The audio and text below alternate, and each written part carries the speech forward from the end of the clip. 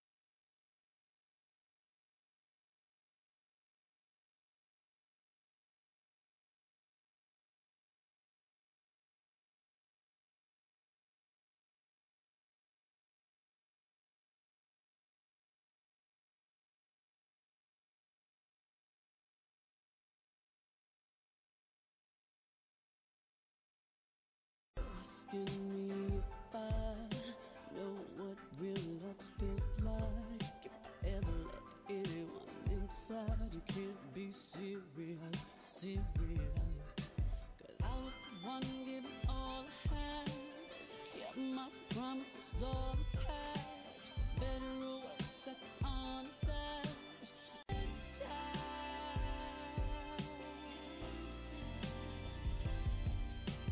Don't ever question my love. I love her despite the heartbreaks I made light of. You see, I've been around, been around. Oh, I was the one trying to patch it up. Now the watch did say I had enough. And all I just keep thinking of, I could show you all about love. Baby, I love you, love you, love you with my hands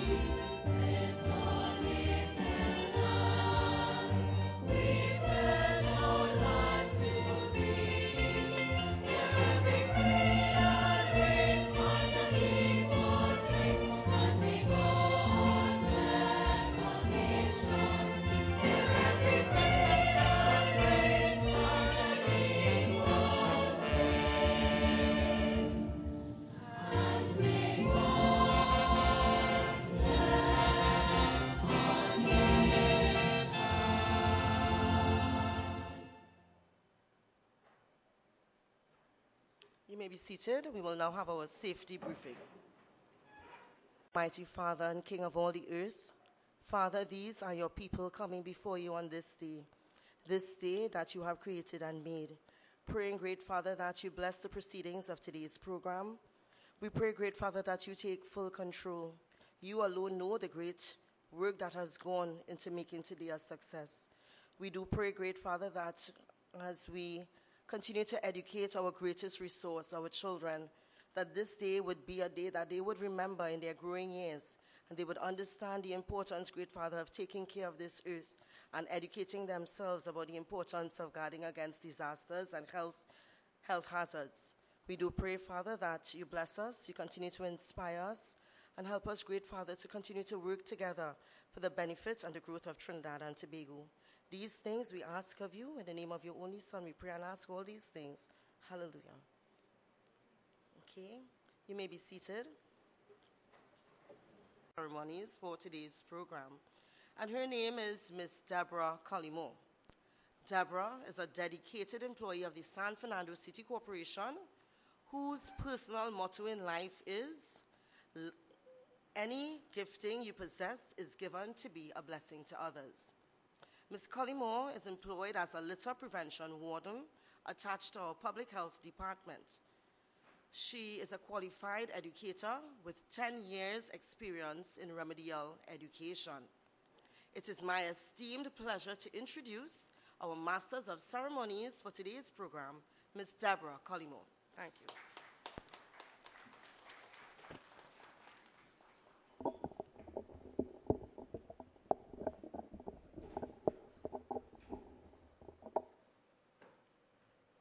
His Worship the Mayor, Alderman Junior Regrello, the representative on behalf of our Honorable Minister of Rural Development and Local Government, the representative on behalf of our Permanent Secretary from the Ministry of Rural Development and Local Government, to our Chairperson of the Public Health Committee, Alderman Johannes Deernarijn, to our Deputy Chief Executive Officer, Mr. Walter Thomas, our County Medical Officer of Health, Dr. Kavi Maduri Gujala, to our County Medical Officer of Health for the Victoria District, Dr. Ramnarayan, heads of department, members of staff, specially invited guests, the media, good morning.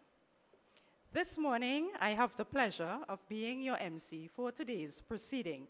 In 2017, I had the opportunity of being a guest at the last distinguished lecture. I didn't think that I will be here this morning being your MC, but I regard the opportunity as a blessing. So as we go through this morning's proceedings, I would like to first introduce you to our two floor wardens. They are at the back, identified by red helmets and high visibility vest. Thank you.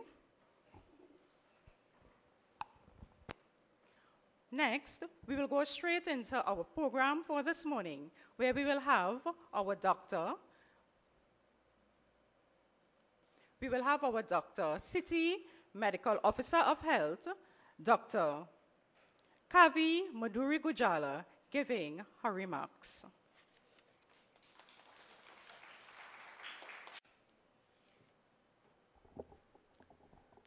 His Worship the Mayor, Alderman Junior Regrello, Alderman Johannes Deernarijn, Deputy Chief Executive Officer Mr. Walter Thomas, County Medical Officer of Health Victoria Dr. Ramnarayan, heads of the departments, members of staff, specially invited guests, the media.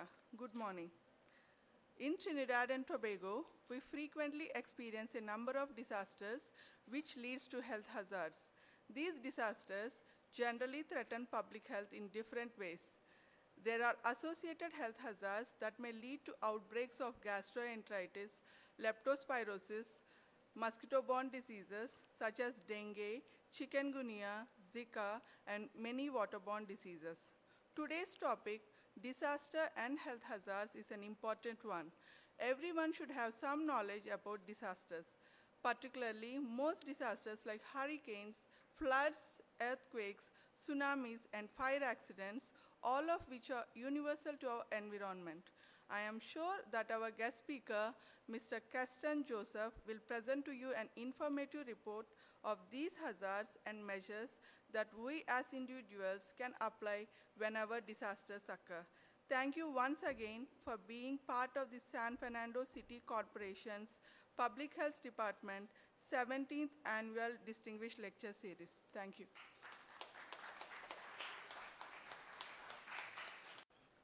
Thank you, Doctor. Following Doctor to bring remarks, we have our Deputy CEO, Mr. Walter Thomas.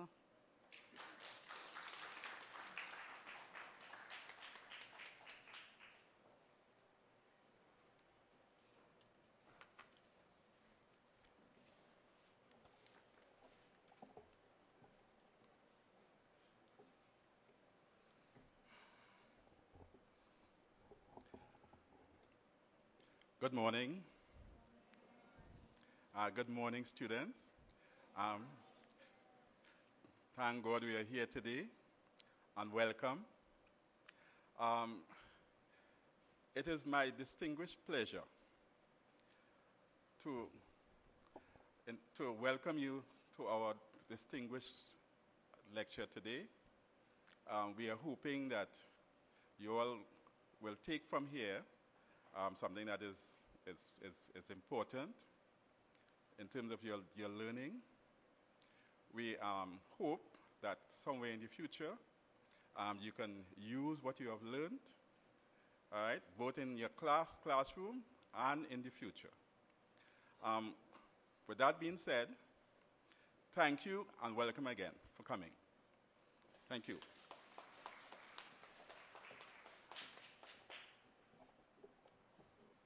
Thank you, Mr. Thomas.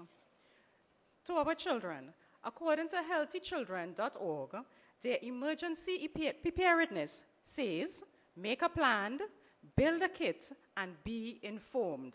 So we'd just like to keep this in mind as we go forward. Now we will have a PowerPoint presentation from the Environmental Control Division. Our presenters will be Mr. Gerard Ramarak, our Sanitation Foreman 3, and Kern Silochan, our Sanitation Foreman 2. Please welcome them with a round of applause.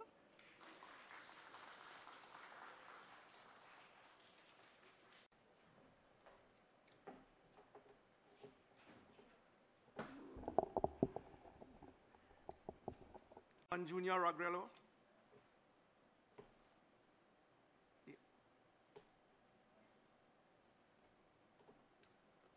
Our Deputy Chief Executive Officer, Mr. Walter Thomas. City Medical Officer of Health, Dr. Kavi Madhuri.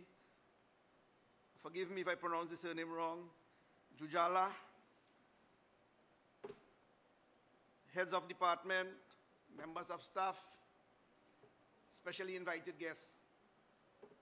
As introduced, my name is Gerard Ramarak. I am attached to the Public Health Department, the Environmental Control Division of the Public Health Department at the Carrel Street Complex. I am the Sanitation Foreman 3. And on my right is Mr. Kern Silochan, Sanitation Foreman 2. We are so delighted this morning to be part of the 17th Distinguished Lecture that is hosted by the Public Health Department of the San Fernando City Corporation. And we thought it was wise that when most of you in the audience drive around, walk around, or walk throughout the city of San Fernando, I believe that you all are proud with respect to the state or how aesthetically pleasing the environment is. This is not easily done. It's a lot of hard work to get the city in this state, and we want to share with respect to this, to you all, or with you all, the services we provide at the Environmental Control Division. I hope that this information would be useful.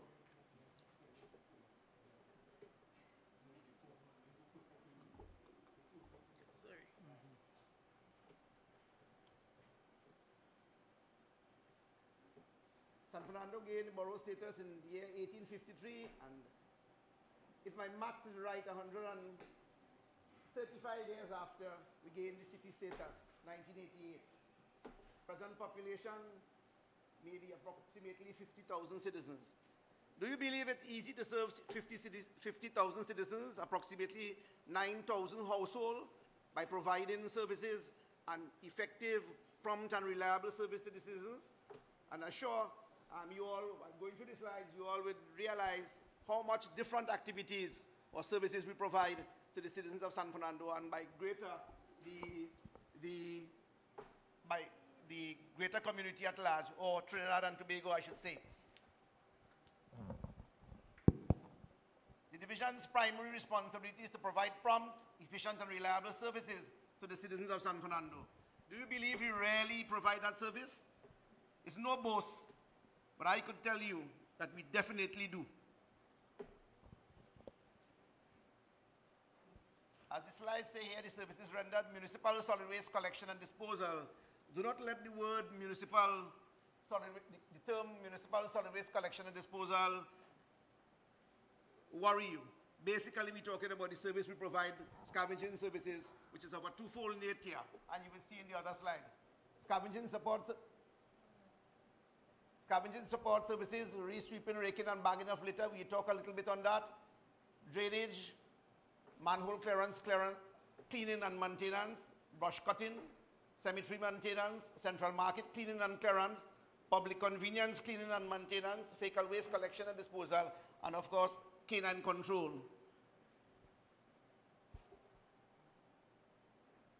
Municipal solid waste collection and disposal services. Permit me a few minutes to talk on the service we provide to the citizens of San Fernando, scavenging service we provide to the citizens of San Fernando.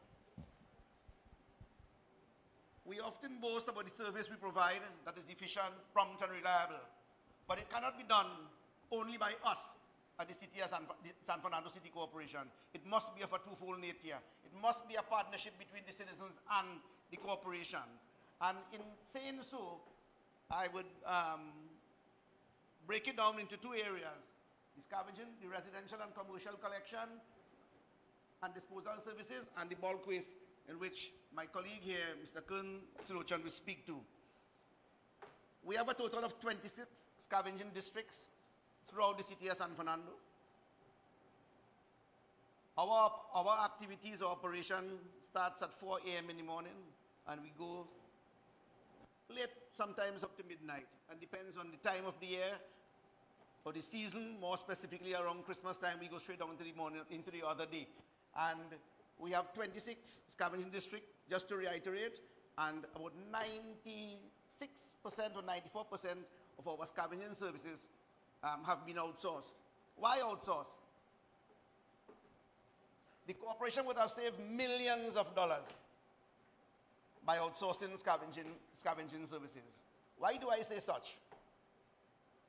Is it that we really want contractors to service? No. But the burden on the corporation, and the financial burden on the corporation to repair vehicles and to buy vehicles and whatnot, it would have been more cost effective to outsource this service.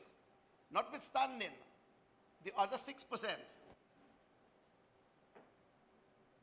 is being carried out, is our in-house labor force, because we have a permanent cadre of workers that we must utilize in providing some sort of service.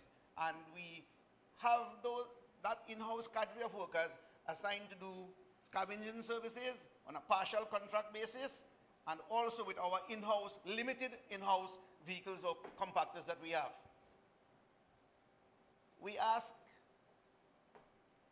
the citizens of San Fernando to comply with respect to the days and time for collection. And if we do that, and if the citizens do that, we will definitely have a cleaner San Fernando. And we urge you all to continue to be reminded of the collection days, the residential garbage collection days in San Fernando, Monday, Wednesday, and Friday in most of the residential areas, besides those 2 districts in Marabella where you are provided with a 4-day collection.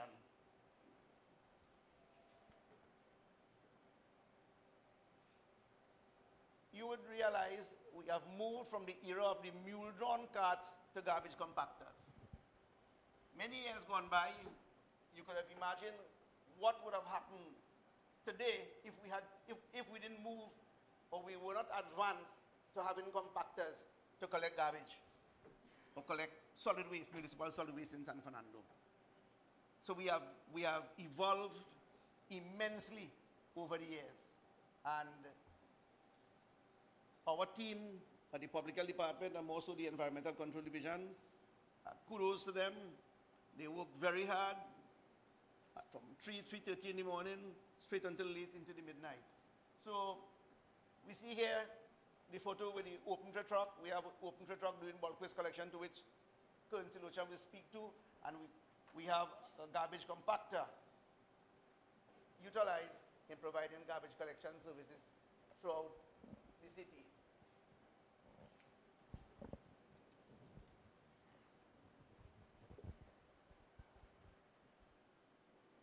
Scavenging support services, re-sweeping, raking, and bagging of litter.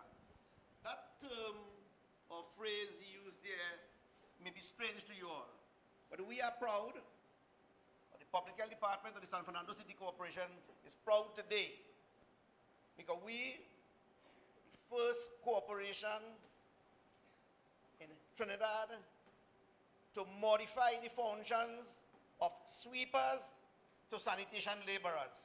I don't want to bore you always, but this piece of history is important. What we were doing, we were sweeping and sweeping and sweeping over the years. And when a time and motion study was done, we realized that we're sweeping today, we can't collect what we sweep. And it's just wasting labor, time, energy, funds. And we decided to meet with admin, meet with the CPO and the union, and we bargained to reclassify the sweepers to sanitation laborers.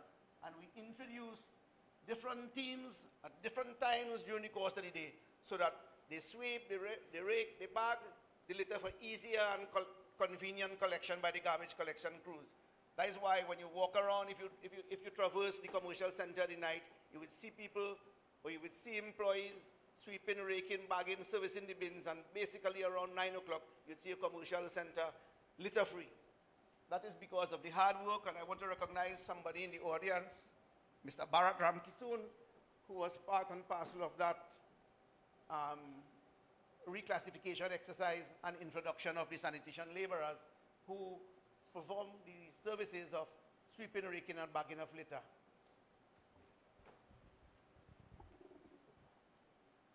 Drainage, manhole clearance, cleaning, and maintenance unit.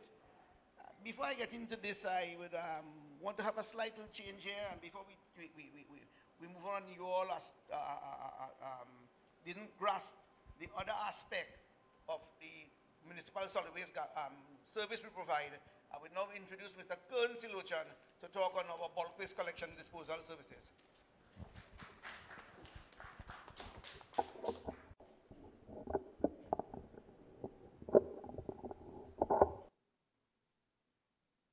Morning. Have you ever wondered how to properly dispose of that old fridge, stove, microwave, or tree cuttings? One should shudder to think of the environmental impact if such items finds its way into our watercourses, roadways, or empty lots, as they regularly do. Indeed, one of the most critical services that the Environmental Control Division offers is that of bulk waste collection and disposal, as it plays a major role in source reduction. My objective this morning is to inform you of the policies and procedures associated with this service. The Environmental Control Division operates with the policy that has been set by the Council. This gives us permission to charge citizens a fee in relation to the quantity of bulk waste that is generated. These fees are as follows. If half of a truckload is generated, a fee of $62.50 is applied. If one truckload is generated, a fee of $1.25 per truckload is applied. No fee is applied for quantities that amount to less than half load. Now that we understand that it is a paid service, how does one request a collection? It is the responsibility of the person requesting such services to visit or contact the Environmental Control Division or the San Fernando City Corporation. At this point, some key information will be exchanged. In particular, contact information and addresses. Citizens would be informed of whether a site visit would be conducted. At such a site visit, an officer would visit the premises to view bulk waste and accurately apply a fee if necessary. Persons would then be informed of how to prepare and where to place their bulk waste for collection when instructed to do so. The division offered 3 collection times: Monday to Friday at 5 a.m., 7 a.m., and 3 p.m. Citizens may choose a collection time that best suits their needs. Such a systematic approach is crucial in the daily planning and management of the service for the Environmental Control Division. After all, the population of San Fernando is approximately 50,000. How are we to deal with such volume given finite resources? It is important to note that persons should not place bulk waste outside their premises without seeking first the permission from the Environmental Control Division. Can you imagine the horrific and the potential health hazards that would greet us on our streets daily if persons are allowed to discard of bulk waste in an ad hoc manner? Moreover, under the Litter Act, one can find himself subjected to a fine for such breaches. Who would enforce such fines, you may ask? Well, the Public Health Department has recently acquired 10 litter prevention wardens to its workforce. Their primary objective is to intensify patrols and apply this law. I will implore you all to make full use of the service that the Environmental Control Division offers. It is efficient and effective. On a monthly basis, the division collects and disposes an average of 350 to 400 loads of bulk waste. With your participation, these figures can be even more.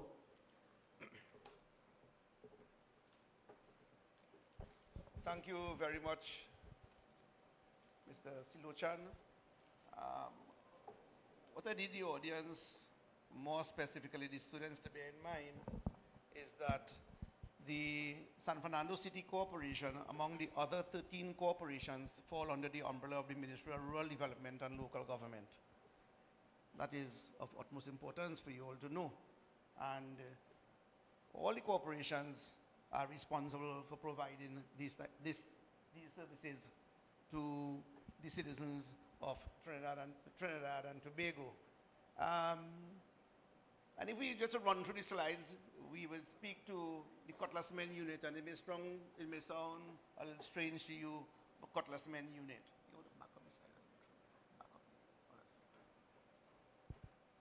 So I want to merge the two slides together. The Drainage, Manhole Clearance, Cleaning, Maintenance Unit, and the Cutlass Men Unit. We will recall, probably earlier this year, there was a lot of rainfall in San Fernando, probably a month or two ago, and we had flooding to a limited extent, and I will pay particular reference to probably Scott Street and probably little areas in Coconut Drive or Marabella, as the case may be. But what we do with these two units is really to minimize flooding. We ensure that our minor water courses, our drains are clean on a regular basis, and the Cutlass Men Unit, together with the underground or the Drainage Maintenance Unit, they work in collaboration, in that when the men cut the embankments of the ravines, you would find that the underground employees are responsible for taking out the grass and other debris, thus preventing or minimizing flooding, or areas that would be susceptible for pockets of water, clean water where mosquito could breed. These two units provide that service to the citizens of San Fernando and the wider public at large. When you drive around San Fernando and you look at the cemeteries, they speak for themselves. You could look at the pictures there with respect to the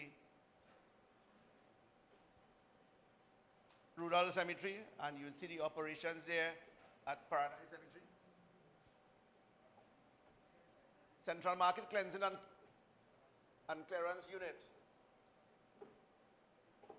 when you drive by Central Market on any given day, or you walk by Central Market on any given day, you would see a lot of commercial activities taking place. But how does the market be clean? When does the market be clean? Begs the question.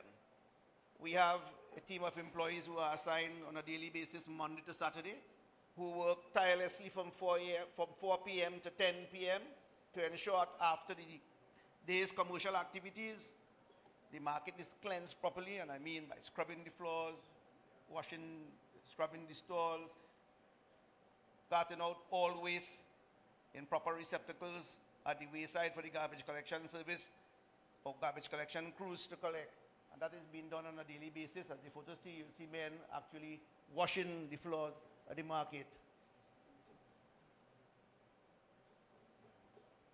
We do have public convenience facilities in San Fernando. And I know His Worship the Mayor has two facilities very, very close to him.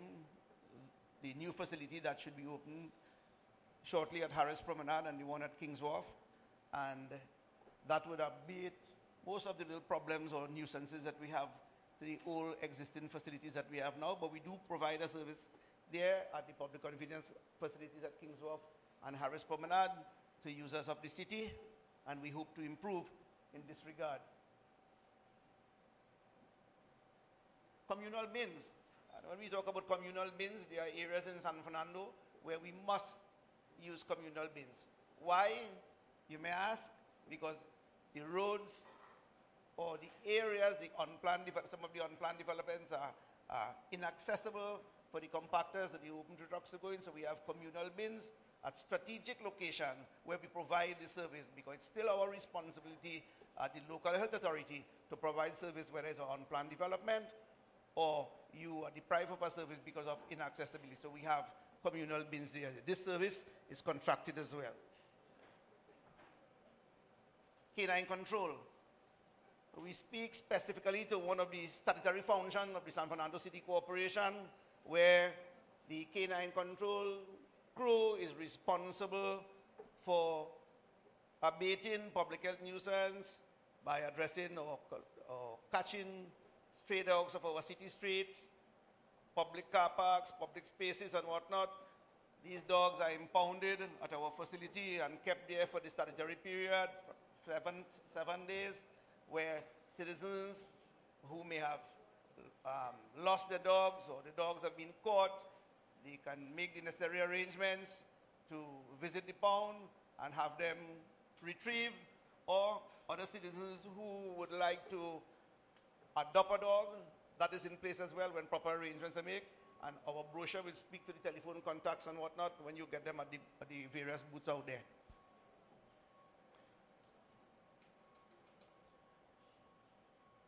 Sanitas Fortis, in a healthy environment, we will find strength. We hope that you find the information presented useful. But before ending, I would want to read just for probably half a minute. And I really want the entire audience, but I really want to address this to the students. As you strive for excellence in your academic pursuit, may you assist us by disseminating the information you receive today to assist us as we strive towards the continuance of providing a safer and healthier environment for all. Thank you ever so much. Thank you to the Environmental Control Division, and as a litter prevention warden who is part of that team, I endorse everything that was shared. Interestingly enough, this year, our distinguished lecture has taken a turn, a very significant turn, or rather change with our audience. We decided to open this lecture for our young people and our children at the school age. And we really appreciate having you here with us this morning. Also, according to a UN report, globally, 1 in every 122 humans is now either a refugee, internally displaced, or seeking asylum. And this is the interesting part. Most alarmingly, over half of the world's refugees are children. So please take note of that. We want to prepare and be informed so that we don't fit into that category. Now we will have a very short entertainment piece which will be presented by one of our PHI, Ms. Alana Rodney. Please welcome her. Pleasant morning, everyone, again. Hello. Since we're with a young audience, we'll be doing, how many of you are familiar with the singer Ariana Grande? Oh, look at hands, all right? So she did a remix to this song, and this is a remix done by Mr. Wong. All right? The words are on the screen. I would encourage everyone, sing along with me. You know the words to the song? And children actually sang it. So, let's go. Hurricanes, earthquakes, tsunamis, volcanoes, so many dangerous things like tornadoes. Natural disasters make us want to sing. These are a few of my dangerous things. Earthquakes are caused when the plates start to move. Tsunamis follow with destructive waves. Volcanoes erupt with ash in the air. Tornadoes blow you away anywhere. Tornadoes, they're spinning. Volcanoes erupting.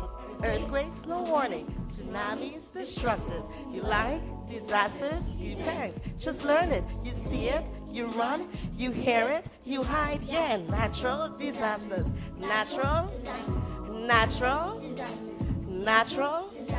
Do you like disasters? Gee, thanks. You learn it. You see it, you run, you hear it, you hide. Yeah. Hurricanes, earthquakes, tsunamis, volcanoes. So many dangerous things like tornadoes.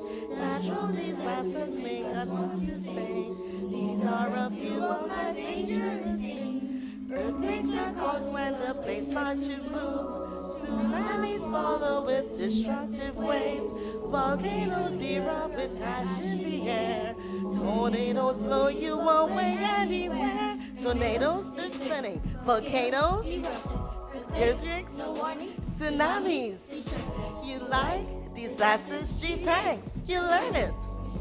You run, you hear it, you hide. Yeah, natural, natural, natural, natural disasters. You like disasters? Gee, thanks. You learn it. You see it, you run, you hear it, you hide. Yeah. Great. Thanks. Okay, so with this, I hand back to our MC.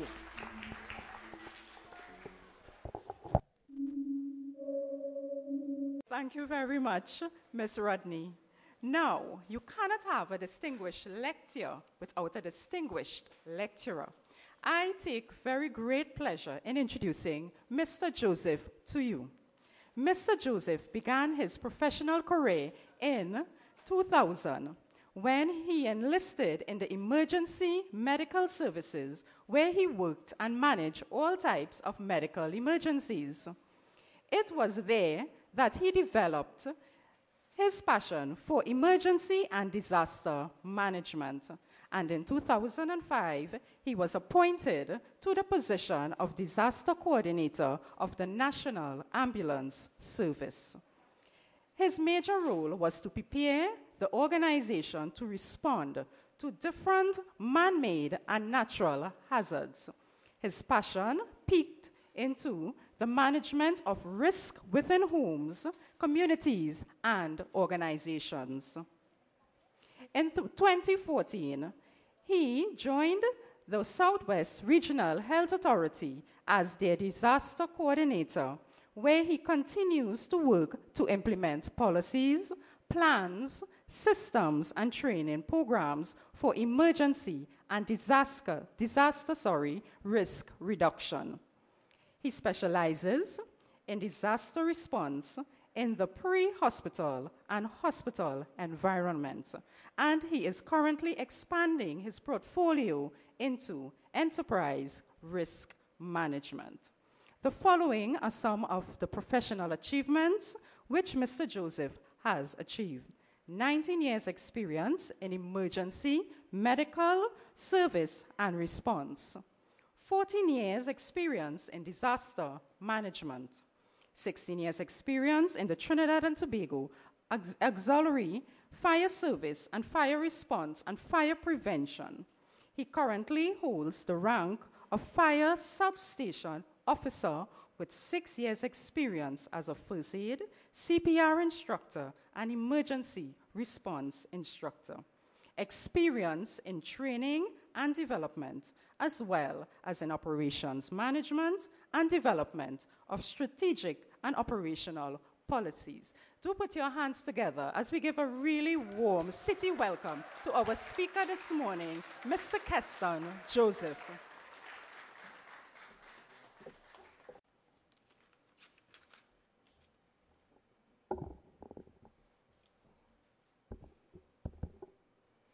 His Worship, the Mayor, Alderman Junior Ruggiero, a representative for the Minister of Rural Development and Local Government,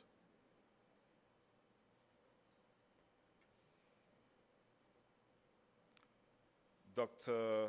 Kavita Gujala, nice, councillors, heads of departments, members of staff, specially invited guests, the media, and of course, our parents, teachers, and students. A pleasant good morning. I'm indeed humbled to have been selected as the 2019 San Fernando City Corporation Distinguished Lecturer. And of course, I'm humbled to present on a topic that I'm passionate about, which is disasters and health risks. Disaster preparedness and management is an amazing career which allows you to serve and provide assistance for those who have been adversely impacted due to disasters or any unfortunate situation. Based on my bio, it identifies my career path and how I became into disaster management.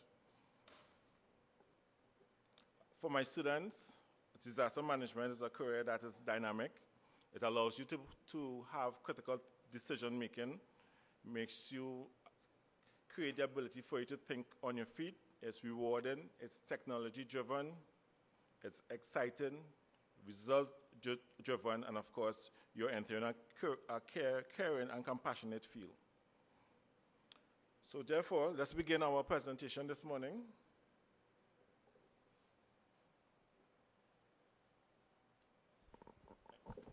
So my style is a bit different. I come down to my audience.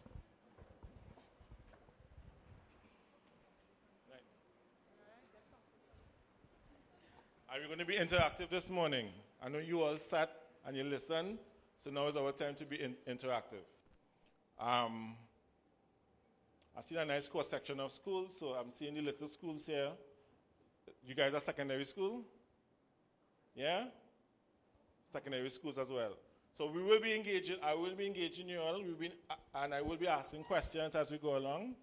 One or two of the students and teachers will come forward and answer some pertinent questions, right? So we're going to begin. Can anybody tell me what is a disaster? We tend to use the word lightly. I'm sure some of us have friends who always bad things tend to happen and you look at them and say, oh God, boy, use a disaster. Yeah? Your car break down this morning, that's a disaster. But let's look at the hardcore definition. But before we get into it, anybody want to take a try? I'll start with it. Any students? Don't be shy. Anybody? All right, let's go. Cheryl?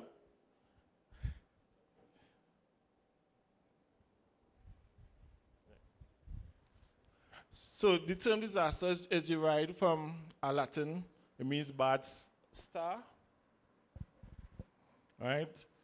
And of course, it's defined as the impact of a natural or man-made hazard that causes human suffering or creates human needs that the victims cannot solve without assistance. Textbook definition. Next. So disasters usually occur when hazards strike in a vulnerable area. The key terminology, we need to know what are hazards and what are vulnerability, and we'll discuss. A disaster can occur at any time. Disasters results from the interaction between a hazard and the level of vulnerability that exists within a community, a school, within your home, within a country where the hazard strikes. So the formula for a disaster primarily is hazard plus vulnerability equal disaster. Has anyone here ever experienced a disaster or any unfortunate situation? Sure? I saw. I'll come to you. Brave little boy. Nice. So talk to me. I've been through an earthquake before. You need earthquake? Nice. Yes. Give her a round of applause, please. So yes, we had an earthquake, and it caused some uneasy feeling. All right, next. So let's look at what is a hazard. Can anybody tell me what is a hazard? Yeah, we have a brave children here, man. A hazard is something dangerous. Nice. Anybody else want to take another try at it? My big kids, what going on to tell you? I see them, come. Nah, man. All the kind of little children should have for all you.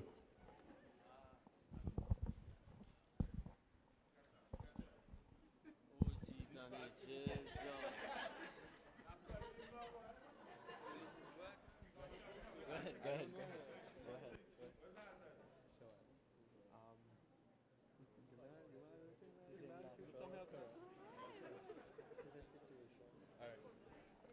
A hazard can be defined as a catastrophic situation that has detrimental consequences on society.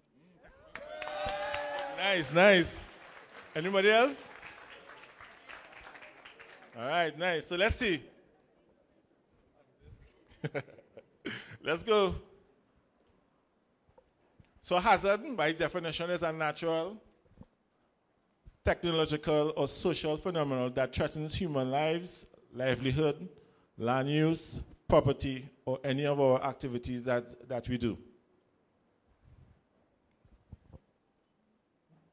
Cheryl? So, we've learned the definition. So, illustrate to me what types of hazards exist. No? Flooding. Nice. Now listen, I come and told you, I ain't stush. You want another hazard? Fire. You want another hazard? Quick. Wet floors. You want another hazard? Drought. So let's go. Right. So we have flooding, landslides, fires, insects or vectors, bacteria, viruses, storms, hurricanes, volcanoes, droughts. I have one more click. Nice. Next. So let's look at the term vulnerability.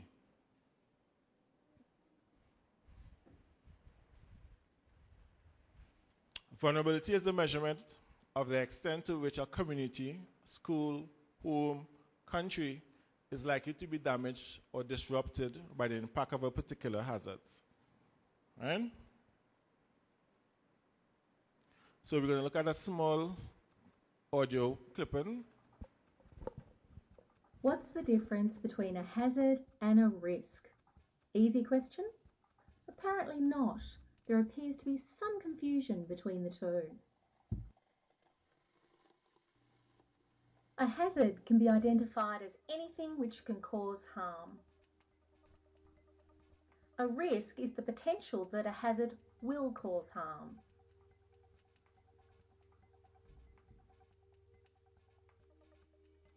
This ladder is a hazard. Climbing the ladder and falling off is a risk.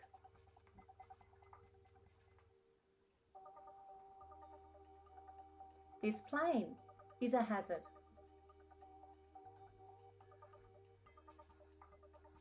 Flying the plane in a thunderstorm and crashing is a risk.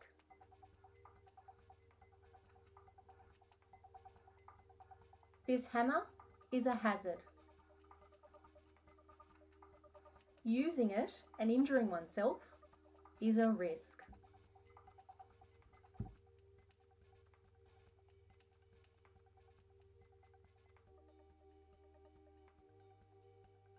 Okay, so now we understand the difference between a hazard and a risk.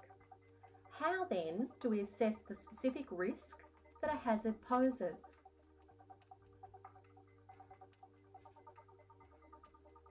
First, we assess how likely it is that someone will be exposed to the hazard. The likelihood will depend upon the probability and the frequency of exposure to a hazard. We also assess the likely outcome, the severity or range of the potential consequences resulting from the hazard. An example, the hazard in this case is our poisonous black spider, contained in a closed jar. Rating the hazard, the spider, against the severity and probability scale, we'd most likely say the risk of harm to the person is minor and remote. Change the circumstances and the poisonous spider is outside the jar, we'd change the risk rating to probable and imminent danger. See you next time. Any questions on the differences between risk and hazards? We good? All right, next.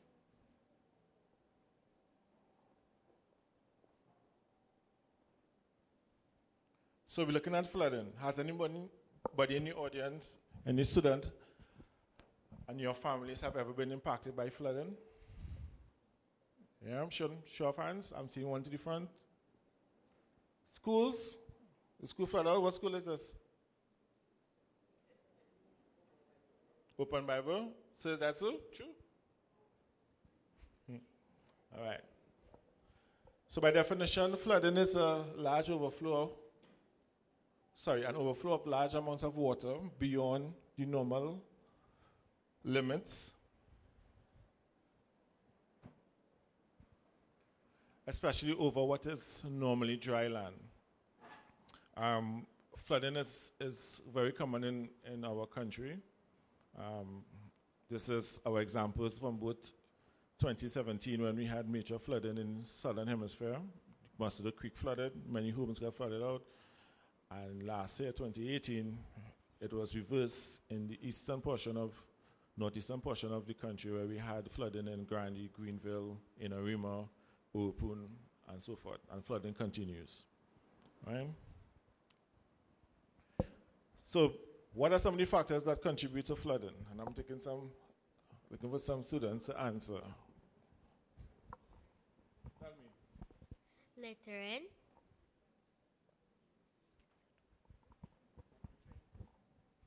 Not cleaning littering. I'm coming. I think I probably might need somebody with another mic. Dumping garbage. Consistency. And you see it on the slides just now. We have another mic. It's cordless. You want to come and... So you hand the back row and I hand the front? All right. So I'm talking about. One of who? Nice. Soil erosion. Well done. Heavy rainfall. Plastic bottles. Take some to the back.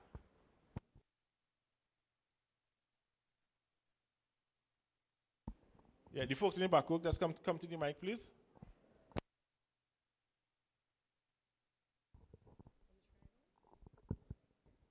Deforestation.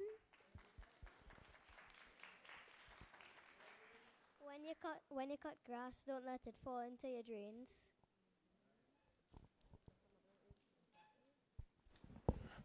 So yes, we have one more. Plastic bags. Plastic bags, nice. Anybody else? Pollution. Nice. So there are many factors that contribute to flooding. But the consistent answer we've gotten, and it shows, what is this? What is this? Littering. Major problem. Right? And as once the presentation is finished and once you go to the different booths, you recognize it's a major factor and it is spoken about in a lot of the brochures on outside. Man, correct. All other man activities. So what happens to our emotions during and after a flood? Young lady who said that you experienced a flood, you? Right. How you felt when it is your home was flooded out? It wasn't flooded out, but well, I had to say I was scared then. I was scared. All right, so let's picture this. Now, my staff advised me, so let me make sure I get it correct. Suppose then your home is flooded out and your iPad is washed away. Your computer. Was somebody the latest game? What it was again? Yeah, that, Fortnite. Imagine you lose your whole Fortnite system. And what about the school books? What about school books, book bags, uniform? How important that? What? No? But Fortnite, right? Imagine you lose Fortnite. Yeah? What about your bed? Yeah? What about your pets? No. So what type of emotions do you think that will happen to you if these things has happened to you and your homes? So let's look at some of our emotions. You become frustrated, depressed, stressed, yeah? A lot of mixed emotions, and these emotions can actually play on your health, right? So let's look at some of the health emotions that can happen to you during a flood, and more so all demographics, all members of your family. Put yourself in these people's position. Picture you have to evacuate during a situation like this, or you're inside and all this water is coming in. So some of the emotions that can impact you, you can have chest pains, you can have shortness of breath, or you can have an asthmatic attack, seizures, you can actually drown, you can be electrocuted. For persons who live in areas that has underground electrical wires and connectivity, you can have a panic attack, and of course these situations can definitely raise your blood pressure. And these are some of the health emergencies that can occur after flooding. We have waterborne diseases such as gastroenteritis, vector-borne diseases such as dengue, malaria, rodent-borne disease such as leptospirosis. You can get rashes and other skin conditions, and of course post-traumatic stress disorder. Yeah? Next. So let's look at a short video clip as to how to prepare for a flood.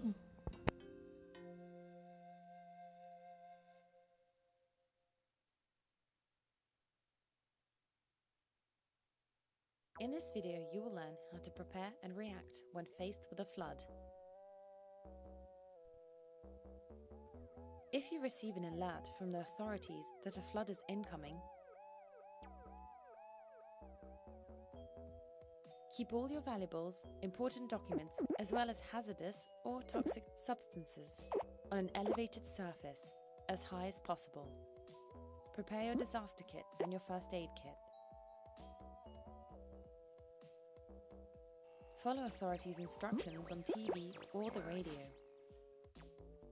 When the flood is imminent, close all doors and windows, seal off all low-down gaps or openings in your home as best as you can using cloth or adhesive tape for the window frames. Turn off the gas and electricity supply at the mains. Move to an upper floor if there is one. During the flooding, listen to the radio to keep abreast of the latest developments concerning the current situation and to follow additional advice. Do not go out unless instructed to do so by authorities. If for some reason you have to leave your home, inform your friends and family of your departure and where it is you're going to. Never attempt to cross a flooded area, whether you are on foot or in a car. Stay away from any electrical power lines which have fallen to the ground. Do not wait until the last moment to evacuate if ordered to do so. If you need to drink, make sure the water in question is potable. If the flooding is sudden and you are not alerted, watch out for any messages from authorities, either via radio, mobile phones, or warning sirens.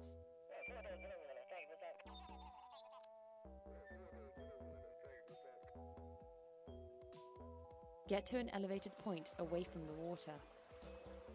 Signal your location if you are isolated. Do not go and collect your children from school. They are taken care of by teachers who are trained for such events. If you are outdoors, keep away from rivers, rapids, or any other body of water. Get to safety at an elevated point. Remember, cars are not adequate shelters. Here are a few prevention tips. Get informed of the risks in your area and of the related safety measures. Check whether your house is in a flood-prone area. If you live in an area prone to flooding,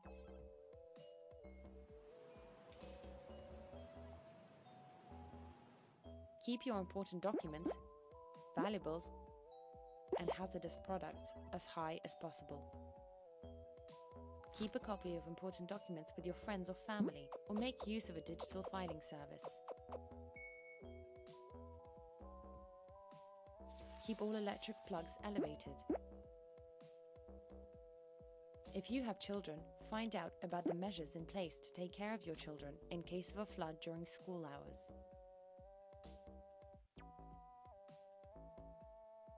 If you're differently abled, inform the emergency services. Nice. So I want 4 students to give me 4 different points from what it is we captured from the video. But before we get into that, I have a question for my teachers. Are you prepared to handle a situation of flooding or any emergency situation at your school with your students? No? No? No? All right, interesting. So 4 students. 2 from the back, 2 from the front. 4 different points as to what it is you captured from the video. Let's start with the back. Come to the mic. Kindly come to the mic.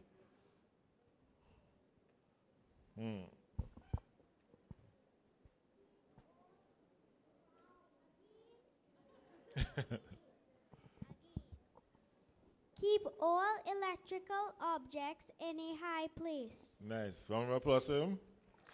Next. Keep copies of documents with your friends and family. Nice. Give everyone an applause. Prepare a medical kit. Lock your windows, doors, and put tape on it. Stay away from electrical stuff.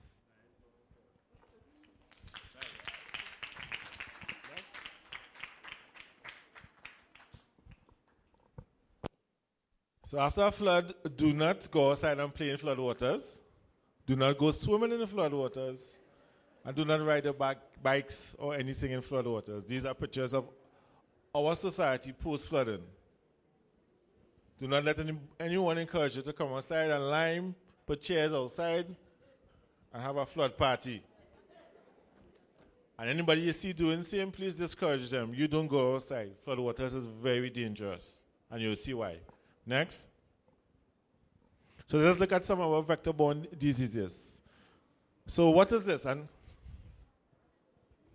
mosquito? All right. And what type of mosquito is it? An Aedes aegypti. Well, you know all that stuff. And how can you identify it's an Aedes aegypti?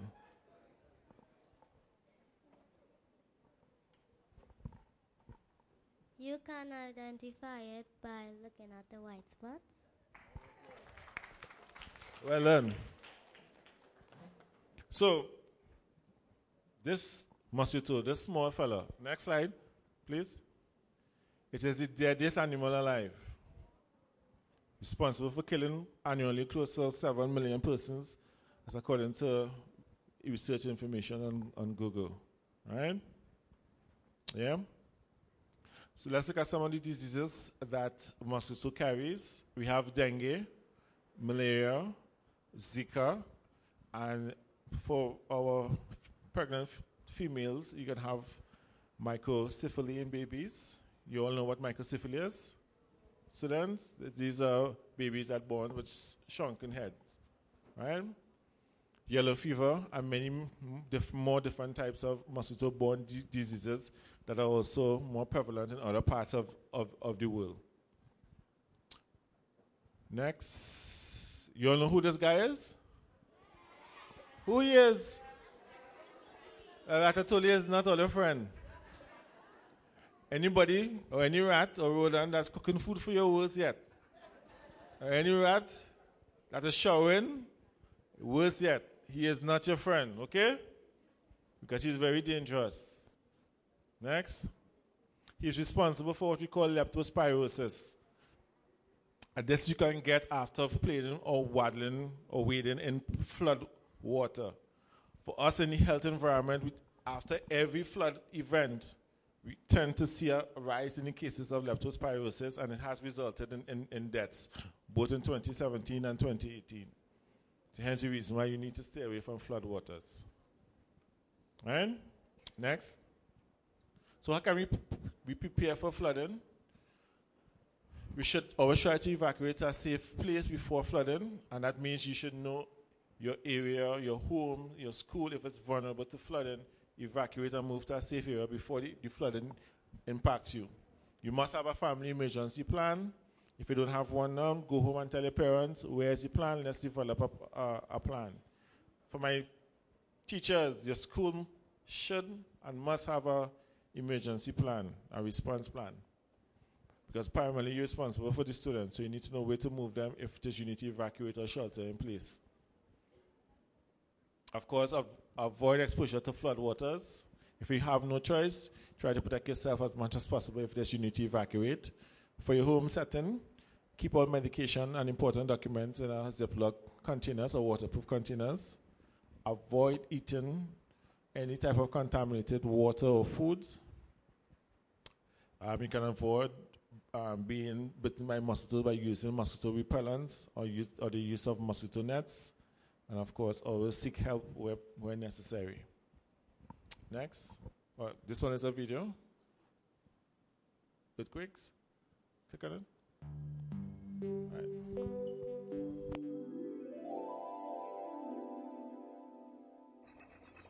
What to do in the event of an earthquake? During an earthquake, if you're indoors, stay there. Get under and hold onto a desk or table, or stand against an interior wall. Stay away from exterior walls, glass, heavy furniture, fireplaces and appliances. If you're in an office building, stay away from windows and outside walls, and do not use the elevator. If you're outside, get into the open. Stay clear of buildings, power lines or anything else that could fall on you.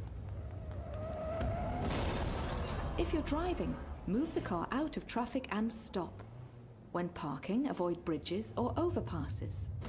Try to get clear of trees, lampposts, signs and power lines. When you resume driving, watch out for road hazards. If you're in a mountainous area, be aware of the potential for landslides. Likewise, if you're near the ocean, be aware that tsunamis are associated with large earthquakes.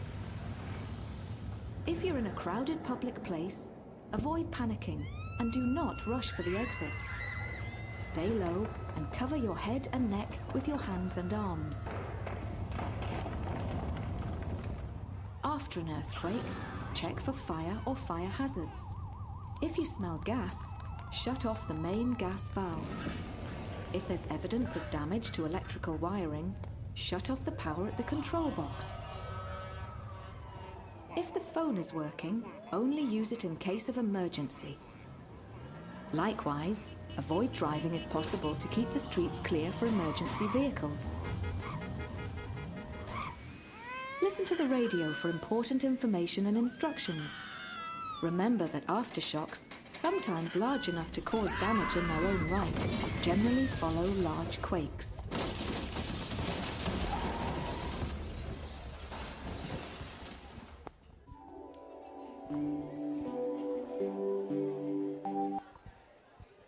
All right, so this one kind of display a lot of doom and destruction, so we go to the other one.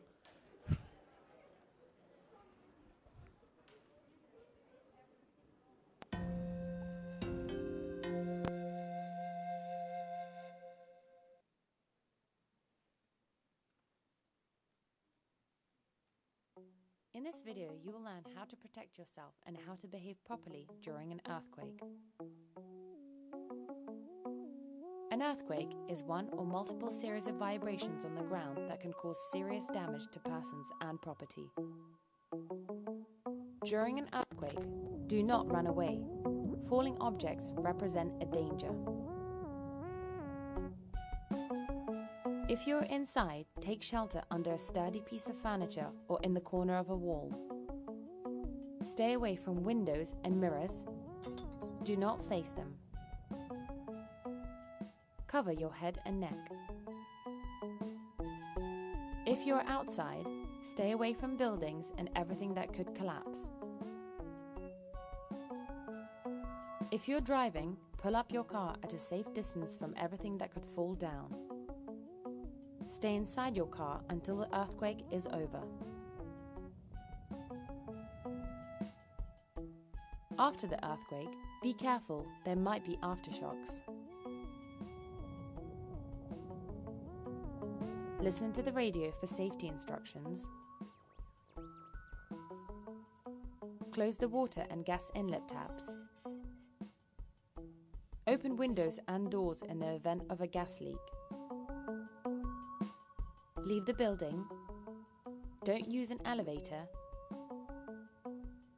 Make your way to an open space. Eventually, head for a meeting point. Take your personal documents, warm clothes, and essential medication with you. Walk in the middle of the road and pay attention to falling objects. Don't smoke and don't light candles because of an explosion risk. Don't touch falling power lines. Don't make phone calls in order not to congest the telephone network. School children are taken care of at school. It is dangerous and not necessary to pick them up. Block access to damaged buildings. Stay away from coastal areas as there may be a risk of a tsunami. Make sure that your neighbors, especially if they're old or handicapped, do not need help. How to address the risk. Familiarize yourself with possible natural catastrophes in your country and safeguard measures. Arrange a meeting point for your family. Prioritize earthquake-resistant house constructions. Select your shelter areas. Store dangerous items properly in order to prevent them from falling. Secure devices and heavy pieces of furniture. Prepare your emergency disaster kit and first aid kit.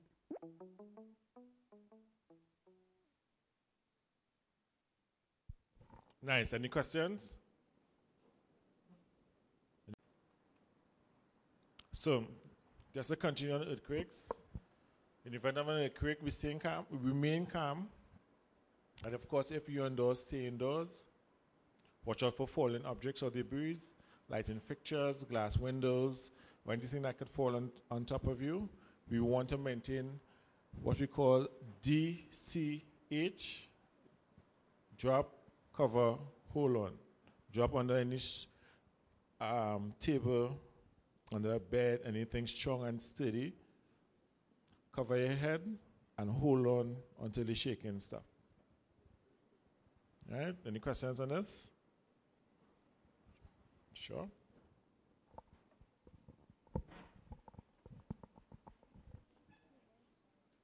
What happens if you don't have any strong objects? What will you do? So she asked, what happened if you don't have any strong objects? What do we do? So we're gonna actually practice it now. Next. So let's conduct an earthquake pretest. This is where we get everybody to get physical. Let's look at our hall. In the event of an earthquake, if an earthquake happens now, what do we do? Not run. DCH. We stay clear of that corridor with the chandeliers. Well, it have one over the mayor, so somebody will need to grab the mayor and save him. Right? So we're going to practice. Anybody with bad knees or bad back? Nice. So students and teachers, we will stand. Let's all stand and we shall illustrate DCH. Now we're not going to go under anything. We're just going to drop low.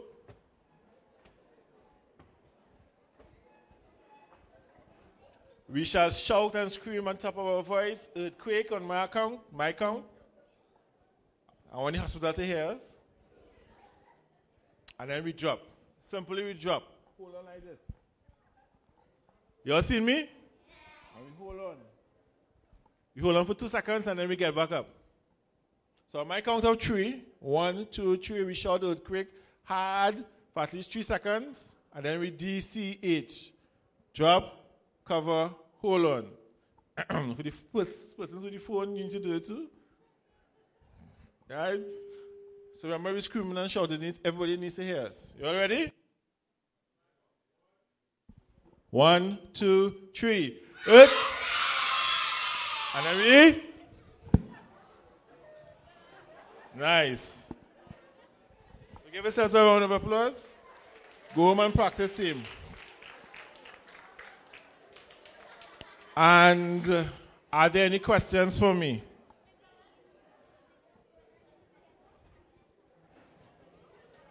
Any questions? Nice. So I thank you. Questions? Somebody had a question? Come, son.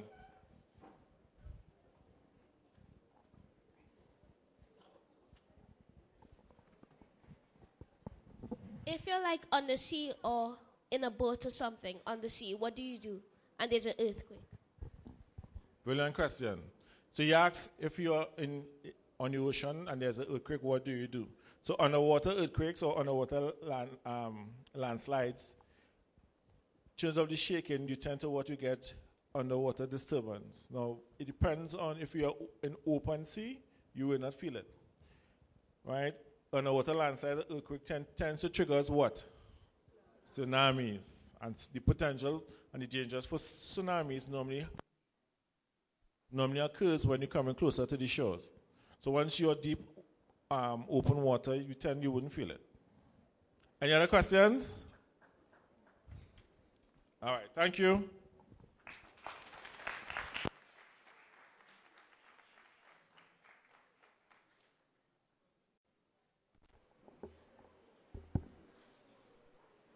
Well done, Mr. Joseph. Now, from the back, I realize that we are grateful for the children on this side, otherwise you'd have been speaking to yourself. But we are so pleased, and we really, really need to take note of the information that was shared and how practically we can introduce these steps into our daily lifestyle to ensure that we are safe when there are natural disasters. Yes? Okay, I'll take that as a yes. Wonderful. So now, as we continue with our distinguished lecture, and I have already had the privilege of introducing some distinguished persons, I continue as I present to you His Worship, the Mayor, Alderman Junior Regrello. Please welcome him.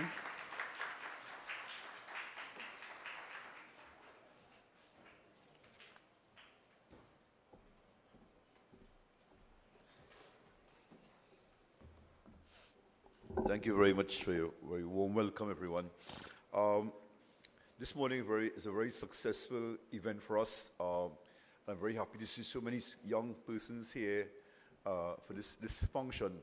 We have been having this event for the past 20 years or so, as far as I can recall. But when the heads came and they said, we're going to do it again this year, the suggestion came that we should do it and divide school children, primary school as well as secondary schools. I'm very happy that we took that decision because we now seeing the benefits of it. There were so many things that we learned here this morning that could help us in going forward. The demonstration by the environmental department of the corporation, because there are a lot of things that we take for granted that we're not familiar with. For instance, do you all know what electoral district you all live in? Government school? Anybody? And how the corporation functions and the role of the various departments in the corporation? So there are 9 districts in San Fernando. 9 districts. Coquille, Taruba, Monrepo, Navet, Pleasantville, Reservoir East Sapero, Reservoir West Laramine, Springvale, Paradise, Marabella East, Marabella West. Those are the areas that you have in San Fernando. So you must know which district you live in. So if you were to call the corporation, you must be able to say your street, your community, your electoral district. This is how we function. And for instance, you spoke about the garbage collection and how important that is. So I'm very happy that that department was able to do a demonstration this morning so we could be informed, and those of you could be informed about the procedures and how they function. And more importantly, let's give a round of applause to our distinguished lecturer here this morning.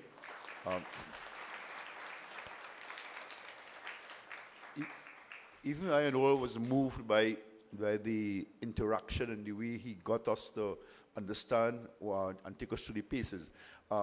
There's so much that you can learn from that because we are really not prepared. For instance, if there's a tsunami, I was asking Melissa, who's head of our disaster unit some time ago, what do we do if there's a tsunami?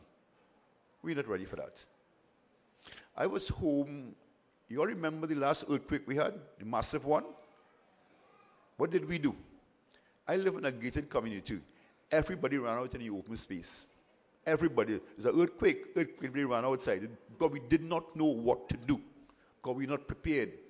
I was writing something downstairs and my son said, Dad, the house is shaking. And I saw my flat screen going so. And I myself didn't know what to do. I look outside and the entire community was out in the street looking up in the air. We are not prepared. This is why we're having these sessions for you, so you could be educated and know what you have to do. Mr. Joseph, what do we do when there's an earthquake? Put your head, go down, it's an earthquake, come back up. You understand that? That's what we're going to do. What do we do if there's a tsunami? What do we do if there is a tsunami? Head for San Fernando Hill. That's all I could say. Look for the tallest point and get up there. But these are things that we need to focus on because we are not ready. And this is why the corporation and our public health department have been embarking on these programs to educate us because we were really not prepared. And look at what happened last year with the flood. Look at what happened up in the east. And luckily the corporation have been addressing these issues because we have not had any major flooding in San Fernando. So I want to thank our corporation, thank our department, the public health department, because as we celebrate City Week, City Month, our anniversary, we take some time off and focus on this department to educate the public on the issues that we need to do. So I want to thank our doctor and her department officers who put this program together. It was a very successful event, and the fact that it's going live all over the world, people are seeing us, it's streaming, so you can understand that we in San Fernando care and we are concerned and we're making an effort to ensure that our citizens are safe and secure and healthy. So I want to thank everyone for coming this morning. I want to thank the schools for making the effort to be here with us. And of course, I want to thank Mr. Joseph for a very informative presentation. Thank you all so much.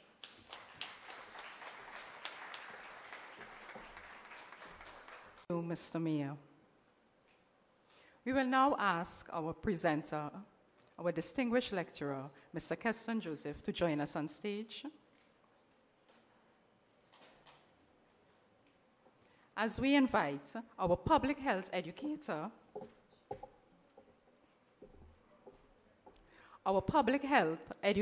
Ms. Mina Jaglunan, to make a presentation on behalf of our public health department and our doctor.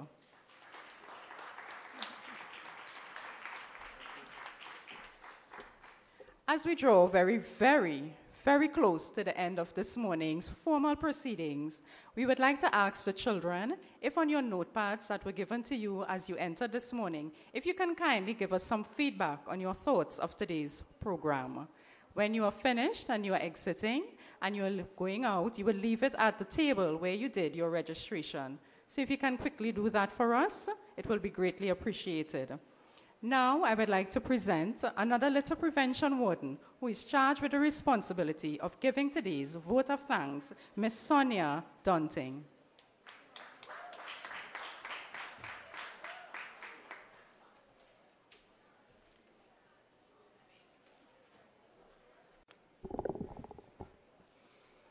Good morning to everyone. In all things, we give thanks. Thanks to all those who would have made our 17th distinguished lecture a success. Firstly, we would like to thank Mrs. Rodney, our Deputy CEO, our Works Supervisor, Mr. Gerard Ramharak, our Doctor in charge of Public Health, Mr. Joseph, our distinguished speaker, for your presentation, has provided us with a volume of information that, once properly applied, can be effective in any disaster.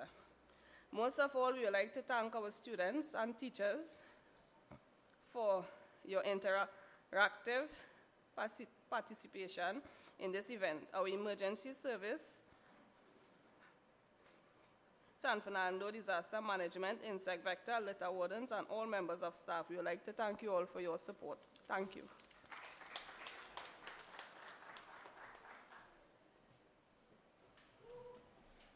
So this is the end of me. So I would like to say on behalf of our Dr. Gujala that I really appreciated the opportunity to serve in this capacity and represent the Public Health Department and by extension the San Fernando City Corporation. We kindly ask you to remain seated and you will be served refreshments.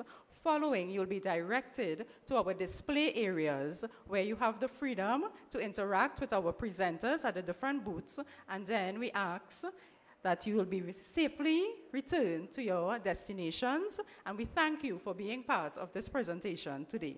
God bless.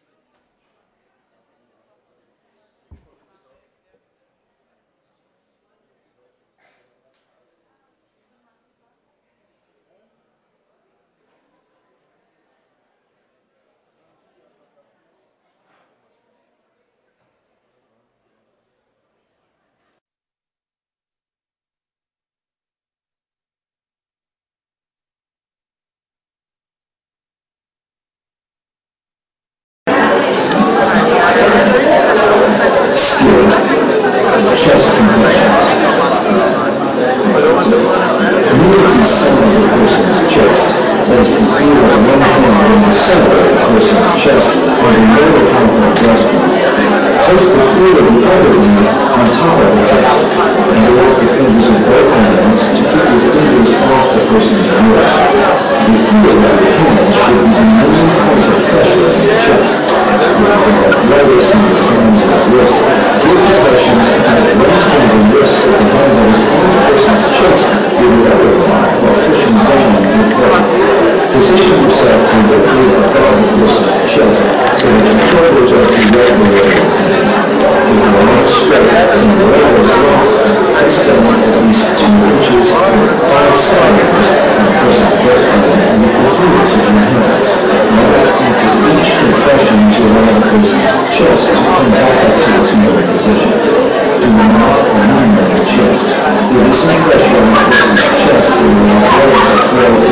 chest, and heart. When performing CPR, there are three compressions at a rate of 100 to 120 beats per minute. They are pushed to the beat of the song Stay Alive by the Beatles, which is 100 beats per minute. Now, let's practice. There are 3 continuous chest compressions. Briefly stop, and then there are 3 more compressions.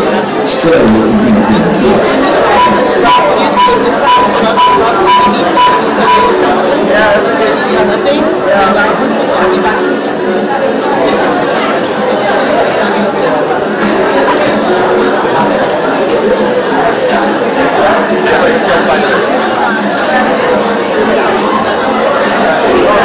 Briefly stop. There are 3 more chest compressions. Steady with the beat being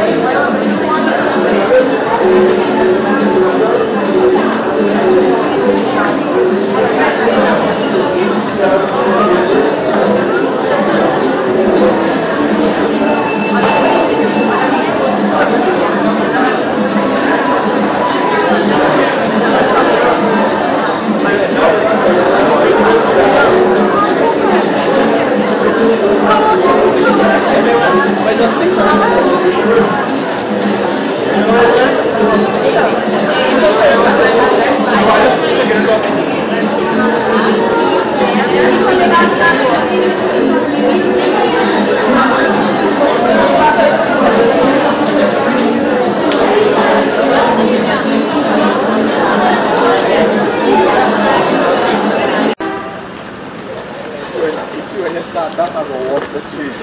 I've seen all this standard. No, I don't know. It is.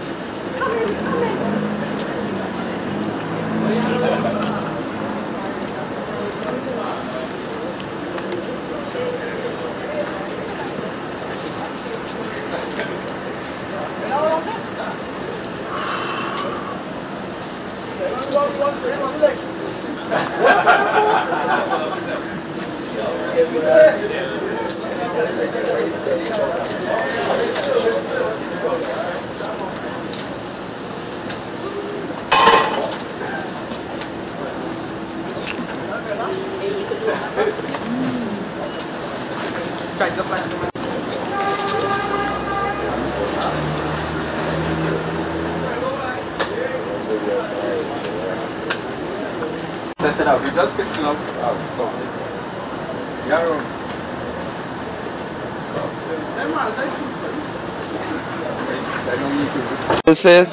Hello, good day. I come from the engineering battalion. Today we come to introduce the tools that we use for Trinidad and Tobago. Right. Is it the regiment? Trinidad and Tobago Regiment. Yes, sir.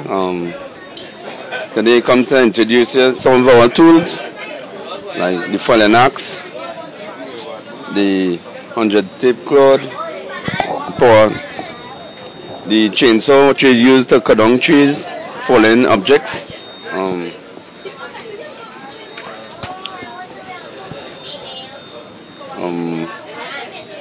Helmet? The helmet we need for safety. We use helmet or hat. Effective vest for safety. For people to notify you when you're outside in dark. We use harness. That is part of our safety equipment.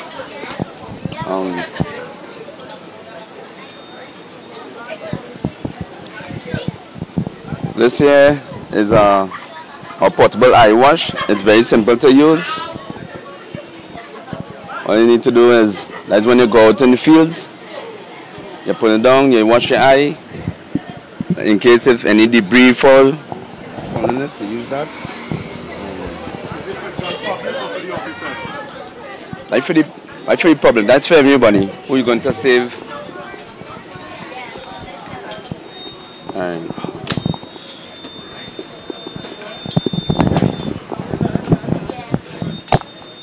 This is some of the equipment I use, like if we're doing assessment, damage assessment. These are some of the tools that we use to assess, like the power saw, the sledgehammer, the tenor saw, stuff like that.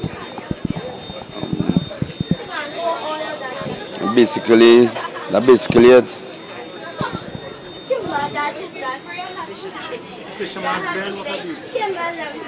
These are the type of nuts that we just use to assist in our jobs aspect. Okay. So how long have you been in the service? Been in service approx 13 years. 13 years. So how long you expect to be there for? Well, until I retire. What is the mandatory retirement age? It's 45 years. According to your rank? According to their rank. Okay. Thank you very much, sir. Yes, sir. Breed, or you're helping the heart pump blood, right? So we're gonna lock in with hands like this. Obviously we'll be kneeling over Bob, right? So we lock in with hands like this, hand into hand, and we're looking. But before we rest your hand on your chest, we have to find the center of the chest. So here we're going to. I want you to find the center of all your chest. All you find the center of all your chest. Feel for the end of your rib. Feeling it? Right. Feel it and come up. Come up. Come up. Come up. Feel where you join. Feeling where you join? Right. Now, we know where you join, right? So we're taking these two fingers.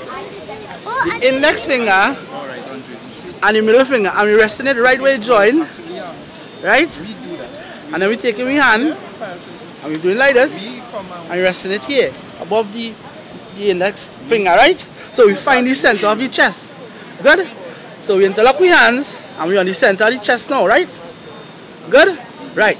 So we straighten out our elbows, and we pushing down 2 inches or 2.5 inches into the chest, right? So I think I gotta help all you too. Right? Good. So we're going down, and we're going for 30 pumps of this in the middle of the chest, 2.5 to 2 inches down into the chest, right? So what do you think we're gonna do there when we're doing this? Trying to revive the heart to pump, right? Good. So we're doing 30. So we're gonna check up to 30 pumping this thing, right? So we lock out our elbows, over bob, and pumping, right? So we check in. 1, 2, 3, 4, 5, 6, 7, 8, 9, 10, 11, 12, 14, 15, 16, 17, 18, 19, 20, 21, 22, 23, 24, 25, 26, 27, 30. Stop. Right. So we come into feel for pulse again. We again no pulse. Right. So we gonna clear the airway. Right? In order for we to clear the airway now, we gotta tilt back the head and the jaw. Right? So we head tilt, chin lift, right? So we raise the chin, tilt back the head, right? Good. And then we're going to do rescue breaths. Now, we know Bob living down in the area. Bob is none of our brother, none of our father, none of our grandfather, right? So, but if you want Bob real good and you feel that you want to give Bob 2 rescue breaths, because you have to put your mouth on Bob's mouth now for you to do this rescue breath, right? And I saw everybody going to do that for anybody to see on the road, right? So now this is up to you. If you want to do it, you could go ahead and do it. If you have certain equipment in your pocket that you could use, and I doubt all you have any equipment in your bag, right? So we're not going to give rescue breath. So we just clear the airway. We just clear the airway and make sure that if he becomes conscious, he will start to breathe, nothing blocking the airway, right? Now, now, if it's we smaller brother and we know how to do CPR, will we put him out to give him, right? So we're going to do it, or we mommy, or we daddy, right? So we're going to, suppose him is one of them, God forbid is not one of them, but make your mouth a seal over their mouth, and you're blowing 2 normal breaths into this, into the person who unconscious. And you're looking for the rise when you're blowing. And you're just looking for the rise. So you know that air is going into the lungs, right? So we know air is going into the lungs inside the human body, right? Because when we do this, when we just fill up with belly or with lungs, we just fill up with lungs, right? Good. So you see the 2 rescue breaths. When you're done with the 2 rescue breaths now, so we're going to practice. We're not going to put him out here. So we just go in, right? 2 rescue breaths, right? And then we come back here again. And we're going for a count at 30, right? So, you know how much we have to do this in a minute? How much time we have to do this cycle? The cycle is 30 pumps here, 2 rescue breaths here, right? So, and 2 rescue breaths, right? Now, we have to do this cycle 5 times in 1 minute, right? So we have 30, 30, 30. Right? How much is that? 3, right? 30 again. 2 here. 30 again. And that's a minute. Hoping this person becomes conscious. If he becomes conscious, you know what we have to do again? Slap him. We're going for 30 again. Right? We're going for 30 pumps here again. 2 here. 30 here. Until the person becomes conscious. And if he don't come conscious, no. Can't say dead, but we still have to help him. Now, supposing we start CPR. Remember all are we living on my Bob, right? But I sure if all are we coming from school and we see Bob, we're gonna call somebody and tell them, call the hospital, call the ambulance, right? So time we doing CPR, let me hope time we do 1 cycle of CPR, the ambulance reach, right? We can hand over to the ambulance, right? Or if somebody was walking on the street who is more who is more trained than you or more qualified than you, you can hand over to that person. Right? Tell them, well, Bob, for long you try to do CPR and start to do CPR.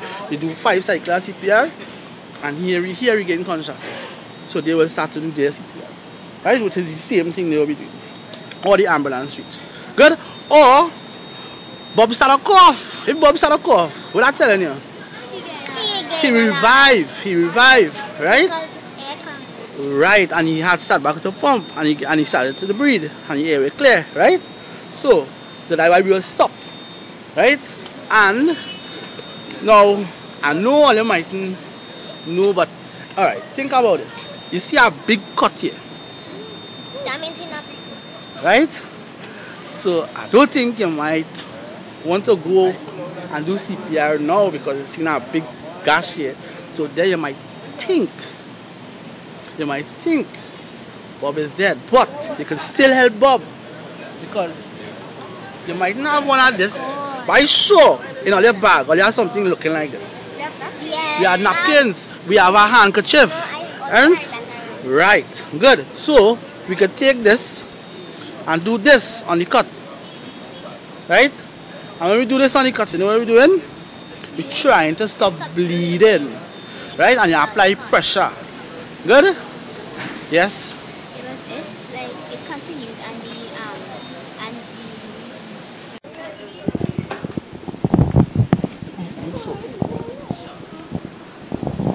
Same short man. Where's the short man? The same short man. Paul. Paul Gill.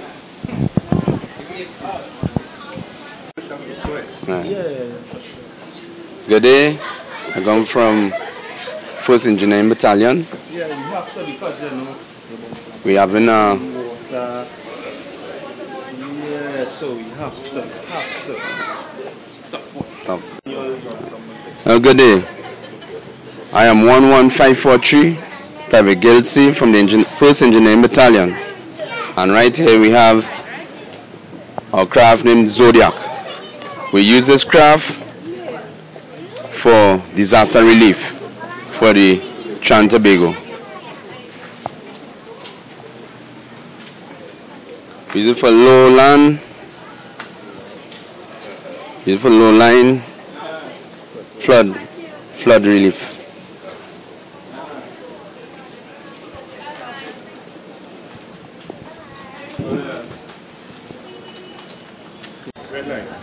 Good day.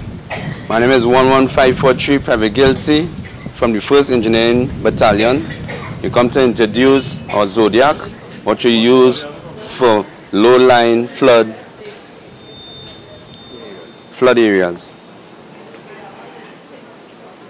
This is some of the tools we use.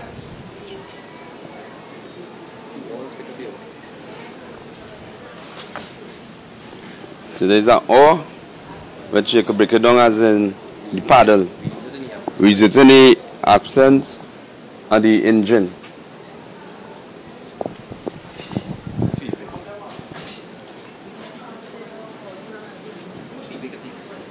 And the Zodiac could keep between 8 to 12 persons.